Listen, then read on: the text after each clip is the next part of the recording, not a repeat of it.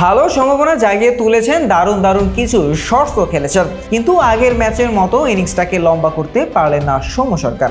আজও তিনি আউট হয়ে গেলেন 35 রান করে। রশিদ খানের বলে এলবিডব্লিউ হয়ে গেলেন তিনি।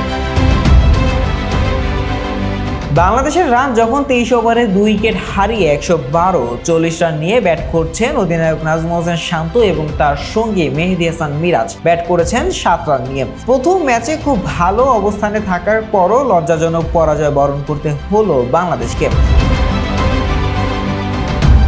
আজ শারজায় সিরিজ বাঁচানোর লড়াইয়ে বাংলাদেশ হারলেই সিরিজ খোয়াতে হবে, জিতলে সম্ভাবনা বেঁচে থাকবে সিরিজ জয়ের। এমন পরিস্থিতিতে টস জিতে ব্যাট করার সিদ্ধান্ত নেন বাংলাদেশ অধিনায়ক।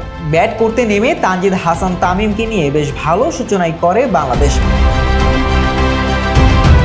3.2 ওভারে 28 রানের জুটি গড়ে ফেলেন তারা দুজন, কিন্তু সেই আল্লাহ মোহাম্মদ গাজানফারের রহস্যময় ঘূর্ণির রহস্যভেদ করতে পারলেন না তানজিদ তামিম। আগের বলটি ছিল ফুলটস, যে কারণে শট খেলেছিলেন তিনি। পরের বলটাও ফুলটসের মতো ছিল, কিন্তু শেষ মুহূর্তে ফুলটস হয়নি। আগের বলের মতোই শট খেলতে গিয়ে মিডনে আলতো করে ক্যাচটা তুলে দিলেন তামিম। হাত তুলে খাপ মেরেই ছিলেন যেন মোহাম্মদ নাবি। ক্যাচ উঠতেই তালুবন্দি করে নিলেন তিনি। এরপর নাজমুল হোসেন শান্ত এবং সৌম্য সরকারের জুটিটা দারুণভাবে জমে উঠেছিল, কিন্তু সেটা 67 রানের বেশি টিকলই না।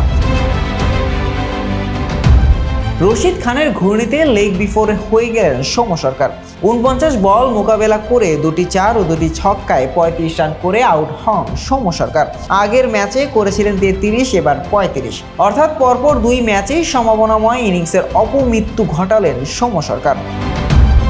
শাহরিয়ার আহমেদ জয়, ডেস্ক রিপোর্ট, আইকন স্পোর্টস।